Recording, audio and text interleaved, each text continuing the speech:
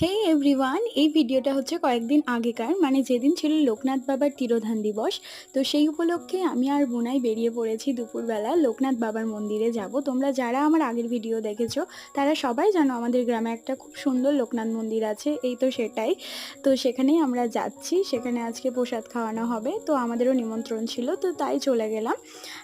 এসেই প্রথমে লোকনাথ বাবার দর্শন করে নিলাম, তারপর আমাদেরকে ওখান থেকে দিয়ে দিল একটু প্রসাদ। তো আমি আর বুনাই সেটাই খাচ্ছিলাম এবং খেতে খেতে ওয়েট করছিলাম, আরও সবাই বাইরে থেকে এসেছিল লোকজন, তো তোমরা দেখতেই পাচ্ছ। তারপর আমরা খাওয়া দাওয়া করতে বসে গেছিলাম, খাওয়া দাওয়া করেছিলাম আমরা আগে করে বাড়ি চলে এসেছি আমি আর বুনাই, আর তারপর মা বাবারা সবাই গেছিলো।